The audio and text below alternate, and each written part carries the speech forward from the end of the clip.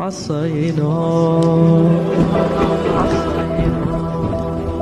ونحن نرجو أن تستر علينا ودعونا، ونحن نرجو أن تستجيب لنا،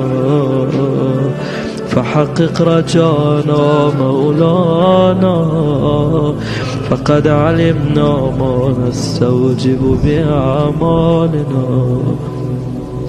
ولكن علمك فينا وعلمنا بأنك لا تصرفنا عنك حثنا على الرغبة إليك، وإن كنا غير مستوجبين لرحمتك فأنت أهل أن تجود علينا